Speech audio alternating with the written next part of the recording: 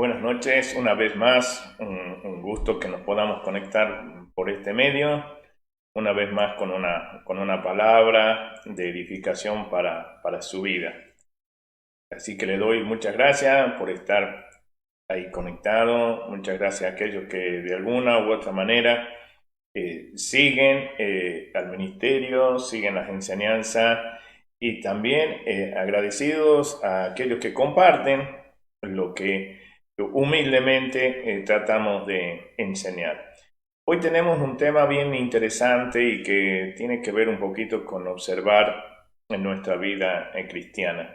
Así que si usted, mi hermano, mi hermana, congrega, si va a una iglesia, si usted a lo mejor está apartado de las cosas de Dios, esperemos que esta enseñanza le pueda ayudar, le pueda edificar y sobre todo, como le decía, tiene como propósito su autoobservación, que usted se pueda mirar a sí mismo cómo es su vida. Tenemos un tema que yo le puse por título sobre la roca y tiene que ver la base bíblica con un poco como dónde se edifica o cómo estamos edificando nuestra vida cristiana. Pienso, yo al menos observo, ¿no?, que todas las enseñanzas de Jesús, ¿no?, que Él nos ha hablado y nos ha expresado y que nos dejó en su palabra, que es la Biblia, no basta, creo que con leer las palabras. Pienso humildemente de que hay que entenderlas y hay que tomarse el tiempo necesario para meditar en ella y para profundizar en la palabra de Dios. Y muchas veces, por una cosa u otra, nosotros no somos como que la leemos y bueno, está ahí, ¿no? Leemos la palabra, por ahí que la entendemos, por ahí que no la entendemos. Muchas veces la leemos como si fuera un diario, otras veces leemos la palabra y al mismo tiempo que la leemos así sin prestarle atención, por eso digo, sin meditar, sin profundizar, sin entender lo que leemos. Y claro, eso evidentemente que a la larga o a la corta va a tener su resultado, ¿no? Va a tener sí, digo bien, su resultado. Y en el libro de Mateo, en el capítulo 13, versículo 44, hablando de lo que son las enseñanzas, ¿no? Aquí en esta cita bíblica dice, el reino de los cielos es como un tesoro escondido en un campo. Al descubrirlo un hombre, lo volvió a esconder y lleno de alegría fue y vendió todo lo que tenía y compró ese campo. Fíjese un poquito esto, ¿no? Que el reino de los cielos hace una comparación con un tesoro y ese tesoro está escondido en un campo.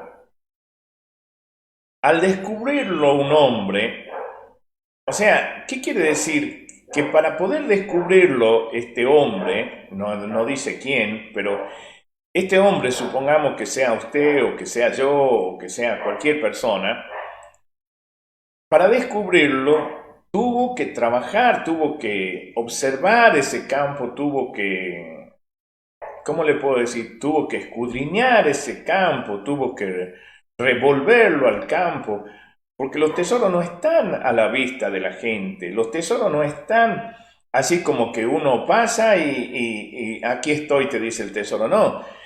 Dice acá la cita bíblica dice un tesoro escondido. Quiere decir que hay que buscarlo. Y una vez que el hombre lo encontró, dice, y al descubrirlo un hombre, lo guardó, pero se alegró. Y él se dio cuenta dice que fue y vendió todo lo que tenía. Este hombre se da cuenta de que ese campo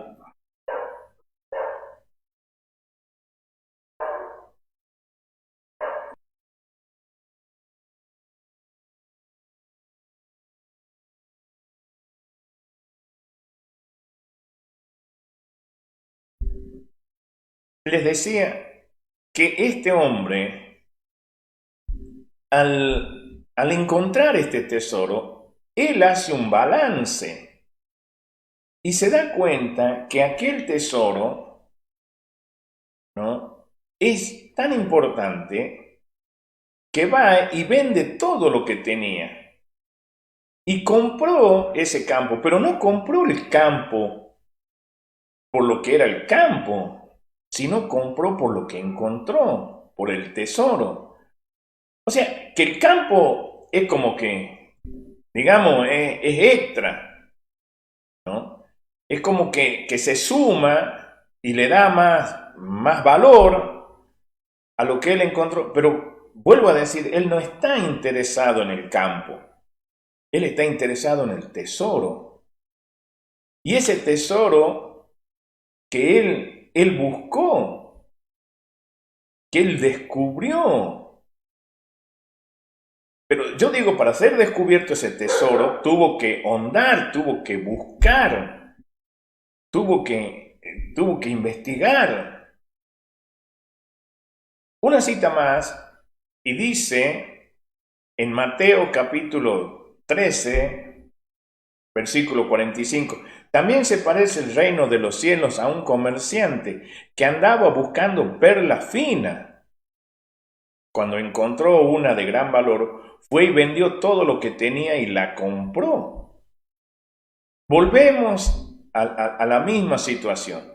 Hace una comparación el reino de los cielos a un comerciante que andaba buscando perlas. O sea, las perlas no van a venir a nosotros, tenemos que buscarlas. Y una vez que nosotros la encontramos, tenemos que darle el peso, tenemos que darle la importancia, tenemos que darle el valor que le corresponde. Y él, aquí en la cita bíblica dice, y cuando encontró una de gran valor, fue y vendió todo lo que tenía y la compró.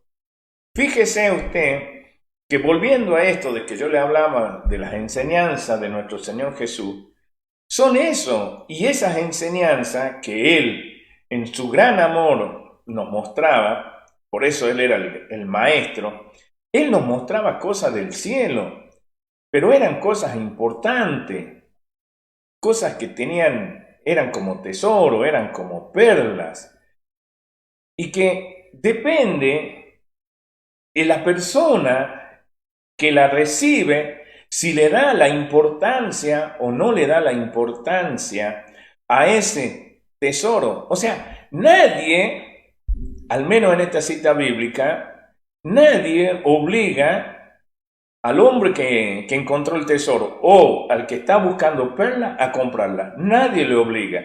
Pero el que entiende lo que es el precio de una perla, va a vender todo o va a vender todo lo que tiene para comprar aquel tesoro porque se da cuenta de la importancia que tiene. Bueno, así son las enseñanzas de Jesús. En esas enseñanzas que este gran maestro nos da, esas son las enseñanzas que nosotros tenemos que entenderlas, tenemos que meditarlas y no meditarlas esos 2, 3, 4, 5 minutos, sino una meditación larga, una meditación profunda, una meditación que a lo mejor me lleva tiempo y tengo que profundizar en ella hasta que yo pueda encontrar ese tesoro, ese misterio que está en esa enseñanza. Hay una cita más que a mí me gustaría compartirle, que está ahí en Primera de Corintios capítulo 2, versículo 9. Ahí se lo pongo ahora en pantalla. Y dice, antes bien, como está escrito, cosas que ojo no vio ni oído yo, ni han subido al corazón de hombre, son las que Dios ha preparado para los que le aman. Ahora, fíjese que acá también cosas que ojo no vio, o sea, son iguales a esos tesoros que nadie los ha visto, o las enseñanzas son como aquellas cosas que nadie ha oído, que nadie la ha recibido en su corazón, pero Dios las tiene reservadas. Esos son los misterios del reino, son los misterios que Dios tiene para los que le aman, para los que le aman. O sea, no es la enseñanza, no es que nosotros vamos a la, ¿cómo le puedo decir? Como que vamos a la iglesia y podemos decir, bueno, sí, yo amo al Señor. No, Él sabe quién le ama y hay ciertos requisitos para que Él muestre esas cosas que ojo no vio, ni oído yo, ni han subido al corazón del hombre. Va a mostrarla únicamente a Dios, a aquellos que le aman, aquellos que le aman. Y aquí sería la cuestión de saber quién le ama. En Juan, ahí nomás, en Juan, ahí se lo pongo en pantalla, Juan 14:15, si me amáis, o sea, si me amáis, guardad mis mandamientos. Vean ustedes que lo que habla acá de lo que es el amor no tiene nada que ver con sentimientos. Tiene que ver con guardar, tiene que ver con obedecer. Muchas veces en nuestro lenguaje y nuestra forma de ver las cosas, nosotros entendemos que amar tiene que ver con sentimiento. Pero para Dios no es así. Para Dios, el amor tiene que ver con obedecer sus mandamientos, con prestar atención a su mandamiento y obedecer. Ese es el que le ama. Y ahí nomás, en Juan 14:23, dice, el que me ama, mi palabra guardará. Y después tiene un agregado, y mi Padre le amará y vendremos a él y haremos morada con él. Pero el que me ama, mi palabra guardará. Guardar quiere decir hacer. Guardar tiene que ver con obedecer. Guardar tiene que ver por poner por obra lo que se me está enseñando. Entonces, y aquí en este versículo en particular vemos que el Padre también le va a amar, mi Padre le va a amar, pero ¿a quién? Al que le ama. ¿Y quién es el que le ama? El que guarda su palabra y el que hace lo que dice su palabra y pone por obra lo que dice su palabra.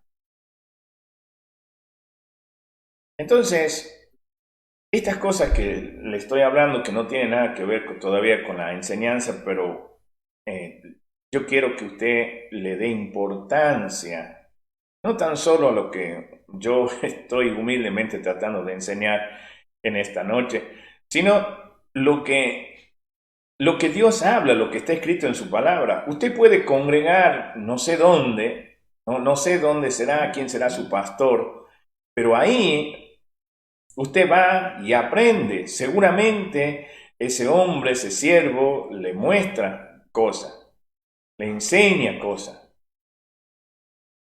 Pero también cuando usted lee la palabra, cuando usted lee la Biblia, usted ahí, si usted se pone en esa función de entender, de comprender, de meditar, de escudriñar, de entrar a lo más profundo, ahí usted va a encontrar esos misterios y que por ahí viene un pastor, gloria a Dios por aquellos hombres, por aquellos siervos de Dios, que le muestran los tesoros. Pero ¿de qué vale que usted encuentre el tesoro, que usted vea o que encuentre los misterios, que se le revele, si no hace lo que se le manda o lo que se le dice? Estos dos casos en lo que el reino de los cielos es igual al tesoro y a una perla, implica que tienen un valor incalculable. Tienen un valor incalculable. Y aquellas cosas que ojo no vio, ni oído yo, ni ha subido a corazón de hombre, evidentemente que tienen un valor incalculable. Porque no es cosa natural. No es cosa de este mundo, es cosa sobrenatural. Y que Dios nos las revela. Y una vez revelada, nos guían por un camino. Y ese camino nos va a llevar a la vida eterna.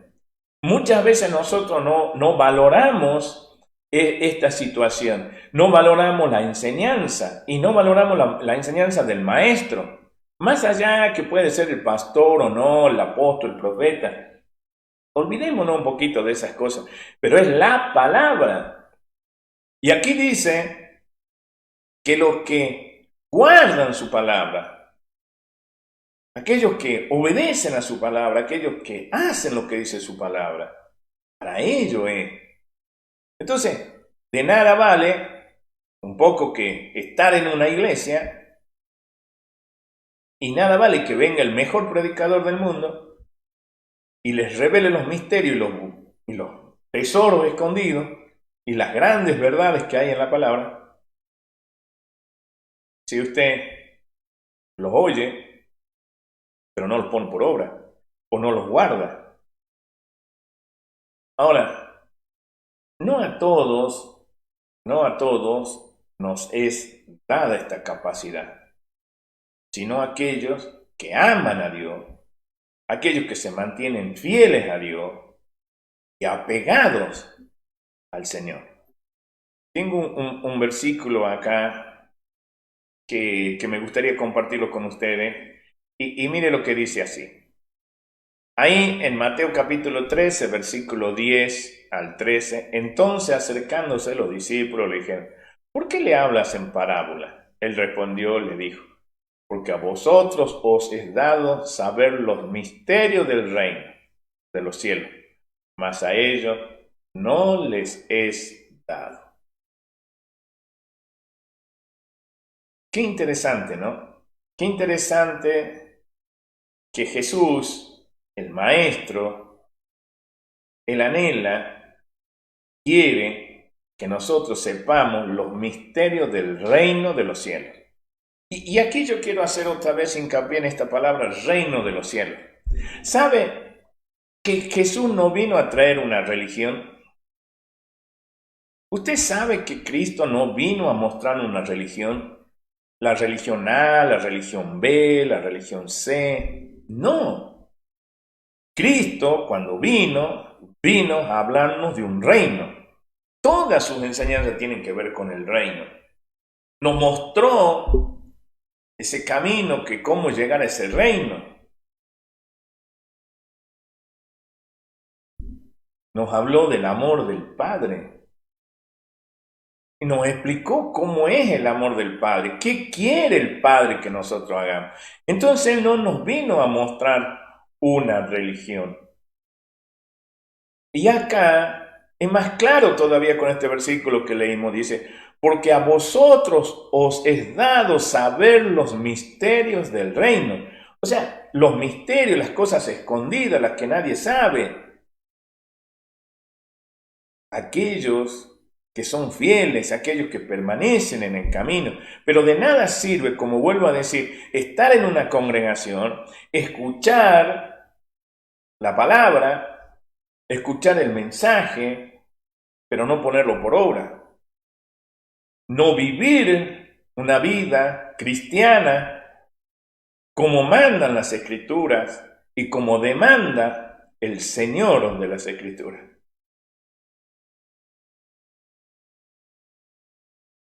Quiero que usted vea esta situación.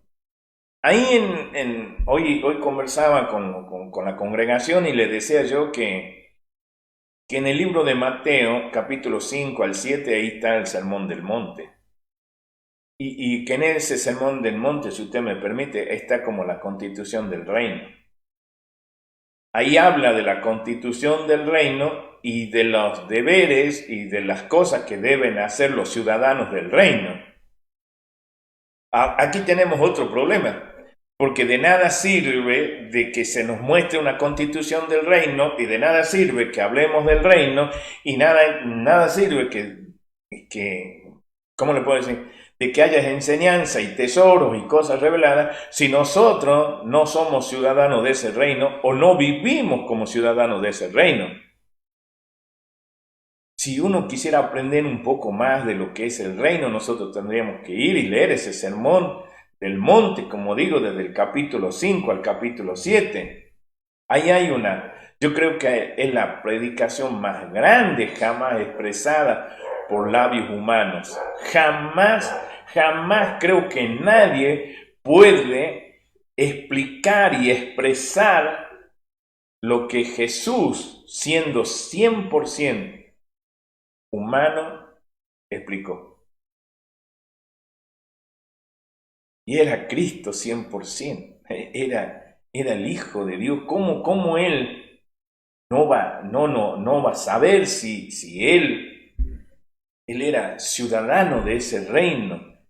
Y Él conocía las leyes, Él conocía los secretos, Él conocía los misterios, porque a vosotros os es dado saber los misterios del reino de los cielos. O sea, Dios mismo escoge que nosotros aprendamos esos misterios, esos tesoros que están escondidos en su palabra, pero al mismo tiempo nosotros tenemos la gran responsabilidad de aceptar esos misterios, de obedecerlos, de creerlos y de hacerlos. Entonces, si nosotros como cristianos estamos diciendo que somos cristianos, que somos discípulos de Cristo, no hacemos lo que dice esa constitución, no vivimos de acuerdo a esa constitución, pues desde ya que no somos ciudadanos de ese reino. Y todo lo que se expresa ahí o lo que se nos quiera enseñar, nosotros mismos lo podemos rechazar.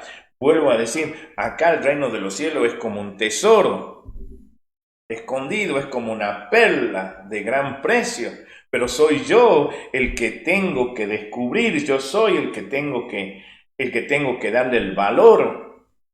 Soy yo que aquí, aunque me hablen los misterios del reino y cosas que ojo no vio, ni oído yo, ni ha subido a corazón de hombre, soy yo el que decido qué hacer con lo que oí, con lo que se me mostró, con lo que se me enseñó. Yo soy. Y puedo decir con mis labios que amo a Dios, pero si yo digo que amo a Dios, que amo al Señor, pero no hago ni guardo su palabra, pues yo creo que estamos lejos de un verdadero cristiano. Entonces, en este sermón del monte, que es de Mateo capítulo 5 al 7, ahí vemos los rasgos y los atributos de los creyentes. Ahí es donde nosotros se nos tiene que mostrar cómo son las cosas y cómo tenemos que hacer las cosas. Y también evidentemente se nos habla cómo es el reino. Y este sermón está lleno de enseñanza espiritual por donde le busquemos. Y ahora digo yo, ¿cómo será de importante? ¿Cómo será que está lleno de enseñanza espiritual? ¿Cómo será que está lleno de tesoros, que está lleno de perlas, que está lleno de secretos, que está lleno de cosas profundas, de cosas gloriosas, que el evangelista Mateo, que este apóstol Mateo, le toma o lo ocupa 3 capítulos? 3 capítulos que él se dedica exclusivamente a redactar lo que Jesús habló en el monte. Y se llama por eso el Sermón del Monte. Porque es cuando Cristo sube a ese lugar alto y desde donde allí lo expresa. Pero no tan solo para que lo conozcan los hombres, sino las naciones del mundo entero, para que Él le está diciendo a las potestades, a los principados, cuáles son las reglas que hay, y nos las transmite a nosotros. Ahí está asentando la base de su ministerio, en esos 3 capítulos. Por eso digo que está lleno este Sermón del Monte de enseñanza espiritual, de revelación, pero es para aquellos que se toman el trabajo de meditar, de entender, de comprender, de escudriñar, de rumiar esa palabra, pero también por ponerla por obra. Y justamente en el capítulo 7, desde el versículo 3 en adelante, ahí Jesús transmite la parte práctica del sermón, la parte aplicativa para llevar a cabo todos los principios bíblicos que Él ha expuesto. Porque tiene una parte donde está la parte doctrinal, la parte teórica, pero también tiene la parte práctica. Y esa parte práctica es la que nosotros tenemos que llevar. Primero, no podemos practicar algo que no conocemos, la parte doctrinal, la parte teórica. Si no conocemos eso, no podemos practicarlo. Entonces, y Él es el maestro, Él es el que la enseña, Él es el que sube al monte y las dice, sentando las bases de su ministerio y explicando concretamente y específicamente cómo deben ser la vida de un cristiano. Como gran maestro, como el maestro de los maestros, como el pastor de los pastores, Él no quiere que sus enseñanzas, Él no quiere que sus palabras sean oídas y desechadas. Él no quiere que caiga, como hoy día decía, en saco roto.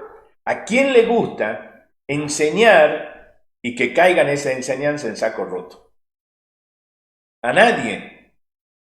A nadie. En estos tiempos que de pandemia y que se han tenido que ocupar las redes sociales para poder los maestros transmitir las enseñanzas a los alumnos y tenían que devolver una parte práctica a esas enseñanzas, muchos de los alumnos, pensando que esto iba a durar mucho más y a lo mejor que lo iban a aprobar, no devolvieron la parte práctica y por lo tanto seguramente van a reprobar. Pero también veo, y porque conozco un poquito el tema, es que frustra al maestro o a la maestra cuando enseña y nadie responde o nadie obedece lo que se le dice y se le hace. Igual pasa con un papá, con una mamá, usted que me está escuchando. Qué triste es querer enseñarle y enseñarle bien valores, principios, experiencia de vida, transmitirle, volcarle a nuestros hijos, y nuestros hijos como que hacen oídos sordos. Eso no le cuadra a nadie, no le gusta a nadie. Pues igual al maestro, él no quiere que sus palabras y sus enseñanzas también sean desechadas o ignoradas, sino por el contrario, él quiere que esos tesoros, él quiere que esas perlas, él quiere que esos secretos bien guardados del reino de los cielos, esas cosas que ojo no vio ni oído oyó, causen, cuando Él las revela por gracia, por amor, las revela a alguien y eso le causa una transformación real y genuina. Que vea, el que recibe, acepta eso y produce un cambio. Produce un cambio, produce una transformación. Y lógico que tendría que ser así porque su palabra es viva, porque su palabra es eficaz, porque es una palabra energizante, una palabra transformadora, es una palabra, son perlas, son secretos que rompen con todos los estándares, rompen con paradigmas. Y ahí es donde nosotros tenemos el cambio, la transformación, pero ver en este tiempo a la iglesia que está igual, que está indiferente, que está apática, una iglesia que no obedece a Dios, que no cumple con su mandamiento y con sus estatutos, una iglesia que a la mínima situación terminan enojados, hay gente que está con enojo, con odio, con rencores, gente que no tiene perdón, y eso está dentro de una iglesia. Gente que no ha dejado su mala manera de vivir, su mala manera de expresarse. Gente que no ama a su prójimo, gente ingrata. Pero hay de todo dentro de la iglesia. Por eso esta enseñanza tiene que ver a llamarnos a una reflexión y ver si efectivamente nosotros somos gente que hemos sido transformados de manera real y genuina. No, y digo la palabra real y genuina, quiero hacer asentar estas palabras, porque justamente hay gente que aparenta transformación. No es una transformación real, sino que es ficticia, es engañosa, no es genuina. Entonces usted lo ve y aparentan ser cristianos, tienen cara de cristiano, por decirle así, pero su vida dicta mucho y sus actitudes dictan mucho de lo que tiene que ser la vida de un cristiano. Entonces el apóstol Pablo también nos enseñaba así. Él comenzaba con una parte doctrinal, una parte teórica de enseñanza y terminaba con una parte práctico-aplicativa. Y el sermón empieza así. El sermón del monte empieza con las bienaventuranzas de los pobres de espíritu y finaliza con la ruina del orgulloso profesante de fe cristiana, quien él confiaba en que estaba haciendo bien las cosas, pero que en realidad estaba mal. Y en definitiva él confiaba en sí mismo. No era que tenía su confianza en Dios y que hacía las cosas que Dios decía.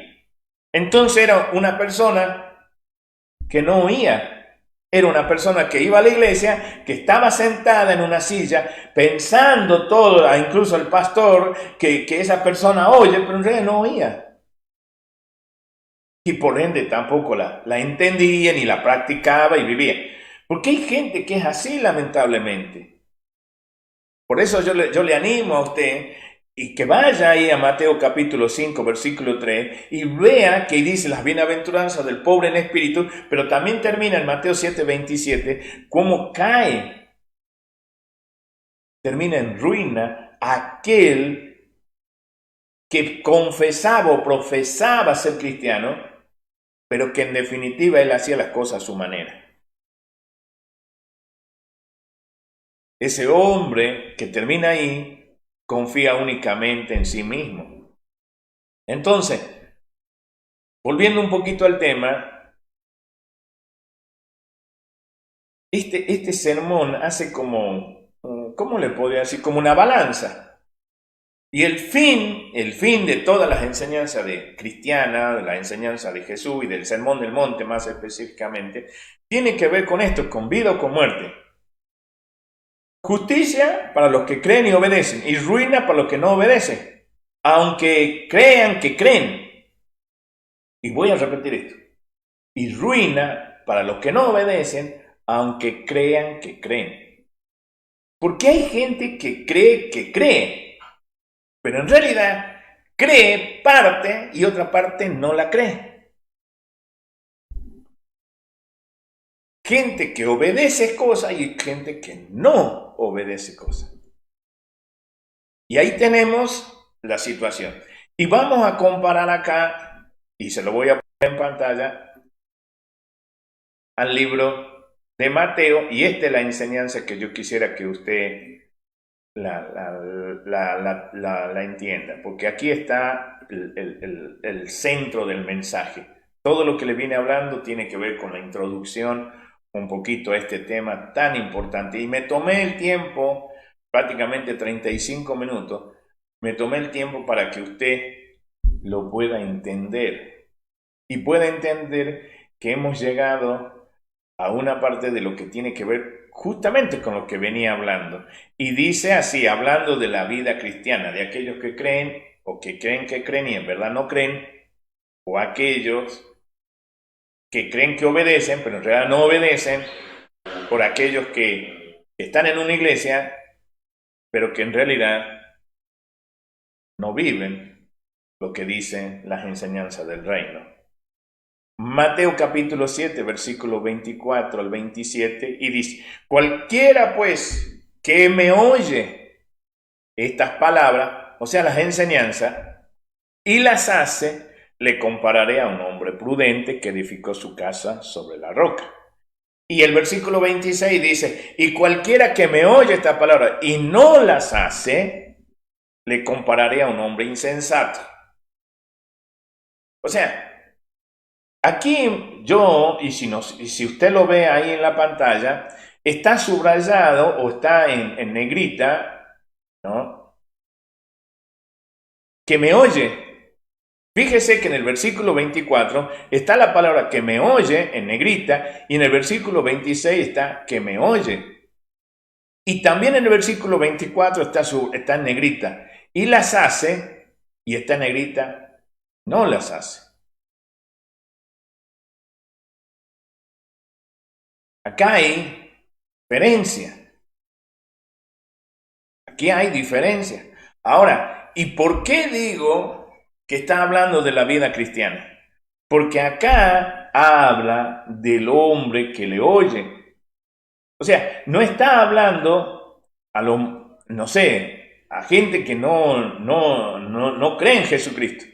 Está hablando a gente que va a la iglesia, gente que es cristiana y que oye, que me oye, pero la diferencia está en que no las hace, o el que la hace. Por eso digo que está hablando de dos personas que son cristianas. No está hablando a gente de otra religión que puede profesar. No, está hablándonos a nosotros los que somos cristianos. Entonces aquí hay dos personajes, dos hombres, y dos hombres que son diferentes.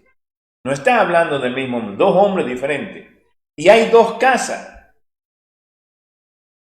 dos construcciones. Y si pudiéramos ver, yo me imagino que las dos casas eran perfectamente iguales. Perfectamente iguales. Con las mismas dimensiones, con la misma altura, con la misma distribución interna. Yo estoy seguro que eran iguales. Pero la diferencia está radicada en el terreno.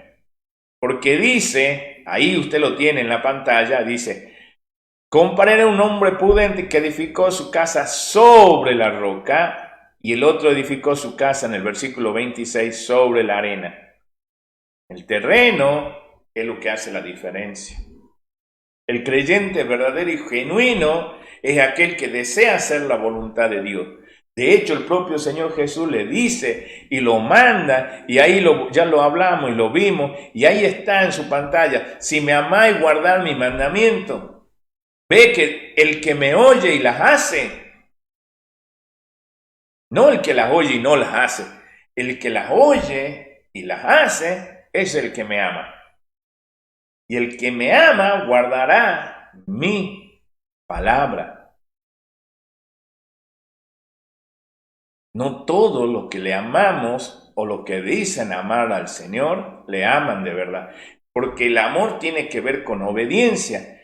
Y si nosotros vamos a ver, en este versículo dice, el que le oye estas palabras y las hace,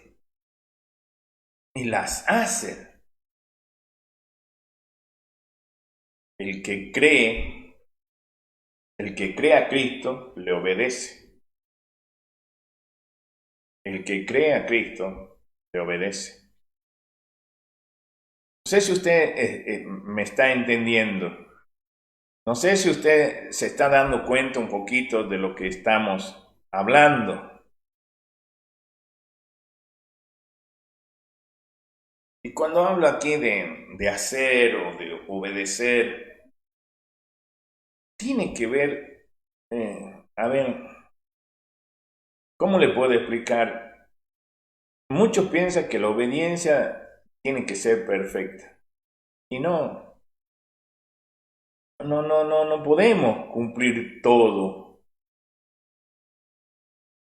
Nosotros no es la obediencia esa legalista, no es la obediencia esa, no sé, como que hay que ser perfecto en todo.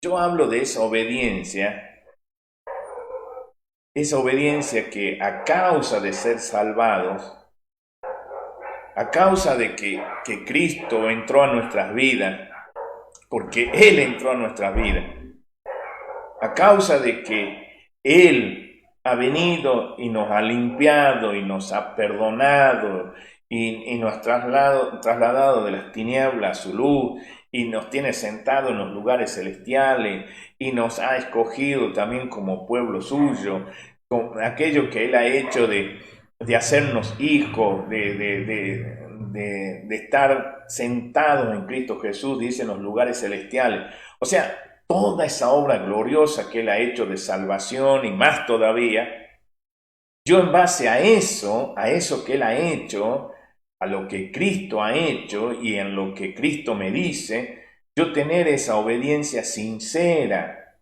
esa obediencia de hacer las cosas porque merecen ser hechas, no porque me obligan, no, de esa manera. Yo no estoy hablando de esa obediencia legalista y no estoy hablando de ser perfecto, sino de tratar de agradar y glorificar a Dios, hacer las cosas como Él manda.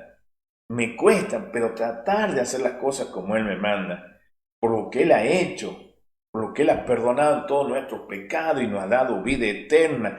¿Cómo no obedecer? Si Él me dice, esto es por la izquierda, pues yo tengo que ir por la izquierda. Esto es blanco, bueno, es blanco. Yo no tengo que entrar a discutir si es blanco, si es negro, si lo que yo veo.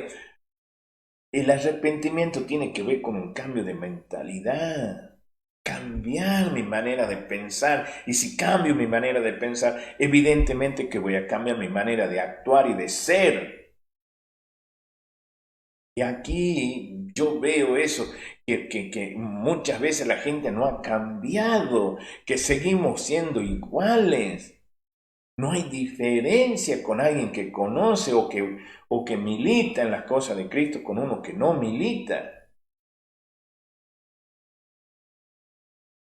Y hoy les decía un poco a los hermanos que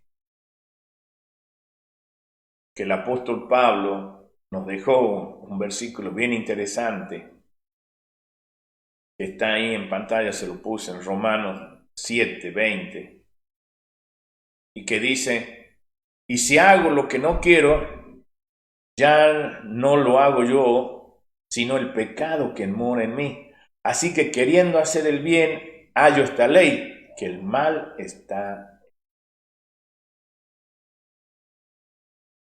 El apóstol Pablo no está hablando de que seamos perfectos. Y si hago lo que no quiero, ya no lo hago yo, sino el pecado que mora en mí.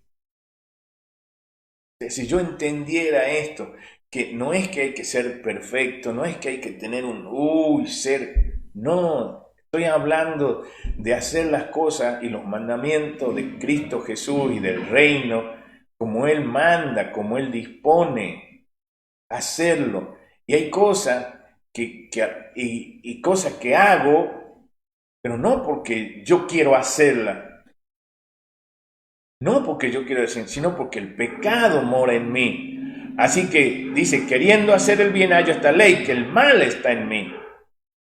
Reconocer que hay cosas que están mal y que están erradas y que en este cuerpo estoy.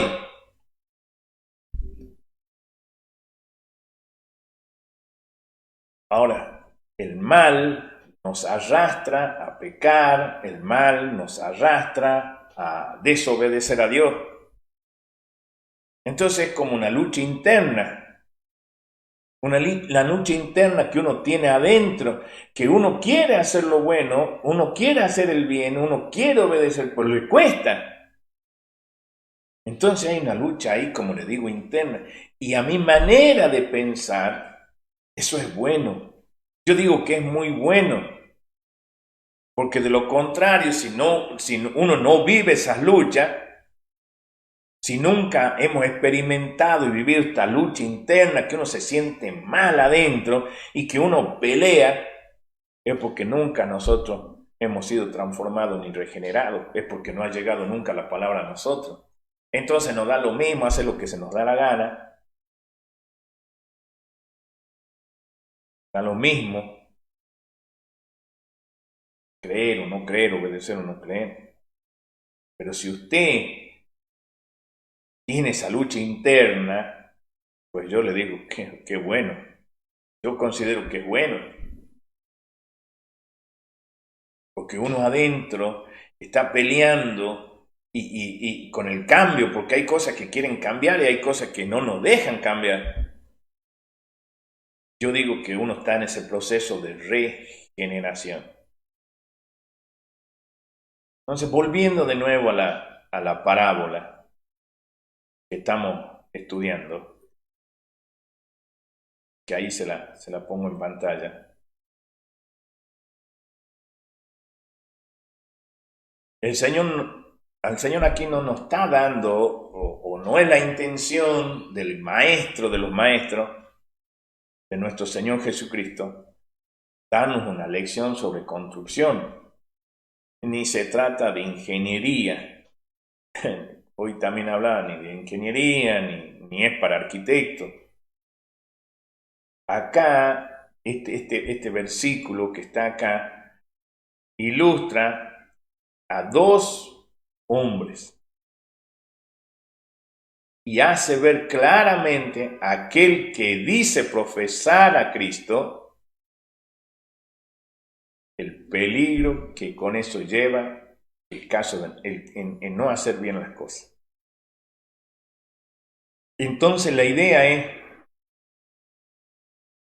que este versículo que estamos mirando sirva para usted, primeramente ha servido para mí, de autoexaminar, examinarme y sacarle provecho a lo que está hablando aquí. Entonces no es para los legalistas de aquella época, no es para los fariseos, no es para los seduceos, no es para la sinagoga y los religiosos de aquella época. Este versículo nos habla de nosotros, nos habla de nosotros. Y fíjese que yo quiero hacer hincapié también en otra palabra que está aquí. Y cualquiera pues que me oye estas palabras y las hace, le compararé a un hombre prudente que edificó su casa sobre la roca. Sobre la roca. Quiero pararme un momento en esta parte de la roca, en la parte de la casa. Póngase a pensar usted. Razone un poquitito. Nadie que tenga un dedo de frente se va a poner a construir, se va a poner a edificar una casa si no va a vivir adentro. El que va a edificar una casa es porque tiene en plan ya en su cabeza que quiere vivir en ese lugar. Empecemos por eso. Una casa. Ese hombre que quiere construir esa casa también debe tener en mente seguramente tener una familia, tener un cónyuge, tener su esposa, tener sus hijos. En definitiva, quiere formar una familia, quiere armar un hogar. Yo veo este versículo así: edifica su casa. Edifica la casa para vivir adentro y para vivir con su esposa y sus hijos. Eso es un hogar, eso es una familia. Pero ¿qué hay dentro de una casa? Yo póngase a pensar, hablemos de su casa. En su casa uno come, nos sentamos a la mesa. En la casa descansamos. En la casa es donde tenemos nuestra relación con nuestros hijos, nuestra comunicación, el diálogo con los que vivimos ahí adentro. Ahí es donde compartimos. Dentro de la casa es donde están los sueños, donde están los anhelos, donde hay planes. En la casa también hay alegría. En la casa también hay risa. En la casa es el lugar donde nos distendemos, Es el lugar donde nos sentimos seguros. La casa es el lugar donde nosotros nos sentimos bien. Construir una casa. Cualquiera, pues, que me oye estas palabras y las hace, le compararé a un hombre prudente que edificó su casa sobre la roca. Interesante esto, porque muchas casas están construidas sin Dios. Muchas casas están construidas sin valores y sin principios cristianos. Es más, yo puedo venir a una congregación, puedo congregarme en un lugar, pero yo me quedo con lo que allá en la congregación me enseñan y en mi casa yo vivo otra manera. Entonces tengo mis hijos desordenados, mi matrimonio desordenado, mi economía desordenada, mi casa pata para arriba, donde abunda el maltrato, donde abunda el desánimo, la pelea, la discusión, donde abunda la pobreza muchas veces, la miseria, la escasez. Muchos hombres y mujeres no quieren volver incluso a su casa, hay niños jóvenes que no quieren volver a su casa, porque la casa es un caos. Claro, porque ese hombre no ha construido su casa sobre la roca. Cualquiera que oye y no las hace, muchas veces, y quiero que usted me entienda, usted puede estar en una congregación, pero no hacer lo que se dice, va a sufrir las consecuencias. Y la palabra le llama hombre insensato. Te animo en esta noche que usted reflexione. Reflexione en su vida, reflexione cómo está su vida. Le hablo de su vida cristiana. ¿Cómo vive? Porque es muy fácil darse cuenta si yo empiezo a tomar estas palabras. Oigo las palabras, oigo porque oír no es lo mismo que escuchar. Oigo las palabras que me habla Jesús, oigo, las escucho, oigo las palabras y las pongo por obra, las hago, porque el resultado está en la casa. ¿Cómo vivo yo en mi casa? ¿Cómo es mi familia? ¿Cómo somos adentro? O es tranquilidad, es paz, es reposo, es diálogo, es comunión, hay armonía, hay bendición, hay prosperidad. O hay autoritarismo, hay control, hay pelea, hay pleito, hay pobreza, hay vicio, hay esto, hay aquello. Empieza a sumar usted, póngale lo que usted quiere. Y usted ahí se va a dar cuenta qué es lo que le estoy diciendo. Por eso yo digo que el propósito de esta enseñanza es un poquito hacerle ver y que se autoexamine, que se observe usted para adentro cómo está su vida cristiana. Usted es de aquellas personas de que estudia la palabra, que ahonda, que busca, que escudriña para encontrar los tesoros escondidos. Usted es el que agarra la perla y cuando la encuentra va y deja todo y se vuelve por la perla. Usted es de aquellos de que el Señor le muestra las cosas que ojo no vio, ni oído oyó, ni han subido al corazón de hombre. ¿Cuánto tiempo usted se dedica a meditar en la palabra? ¿Cuánto tiempo? ¿O es de aquello que la enseñanza le entra por un oído y le sale por el otro?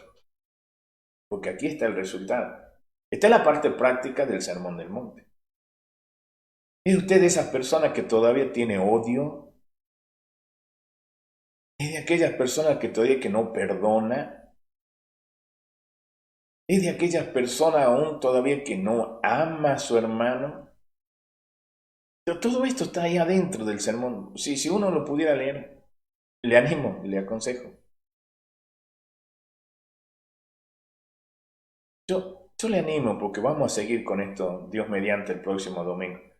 Yo le animo a usted, con todo el respeto, por supuesto, y sin obligarlo, porque cada uno es voluntario. Primero, que se autoexamine su vida cristiana. Más allá de donde congregue, examínese. ¿Es usted de los que aman al Señor, pero no hacen ni guardan sus mandamientos? Examínese, por favor. Examínese, mírese, pero sea honesto, sea sincero. ¿Sabe que hay gente que dice amén, amén, gloria a Dios? Pero de eso no sirve. Estoy hablando de usted autocriticarse, autoevaluarse. Pero sea honesto en la autoevaluación. No se ponga 10 cuando le corresponde un 0. Póngase la nota justa. Porque esta enseñanza le puede salvar la vida. Porque vinieron ríos y soplaron vientos y dieron con ímpetu sobre aquella casa. A las dos le pasó lo mismo. Pero una cayó y fue grande su ruina. Y fue grande su ruina. Evalúese. Yo le animo a eso, evalúese. Tómese esta semana para autoevaluarse. Y si usted en la evaluación sale negativa, sale reprobada o reprobado, estamos a tiempo de corregir. Estamos a tiempo de modificar esta situación y de dejar de ser insensato para pasar a ser sensato. Estamos a tiempo. Creo que el mensaje no puede ser más oportuno, que nos habla para darnos la oportunidad de descubrir en qué lugar estamos y sobre qué estamos edificando. Ha sido un gusto compartir esta hora con usted. Ha sido un gusto de que usted me haya acompañado ahí en el vivo. No hemos sido muchos en esta oportunidad, pero si usted cree que le ha servido o le puede servir a otro, le animo que comparta el video que va a quedar ahí registrado. Dios le bendiga y oro para que el Espíritu Santo le siga ministrando y le siga hablando. Y oro para que el Espíritu Santo le dé convicción de su condición como cristiano. Buenas noches, Dios le bendiga y muchas gracias por estar. Gracias por conectarse con el Ministerio Profético Shekinah y será Dios mediante hasta la próxima. Buenas noches.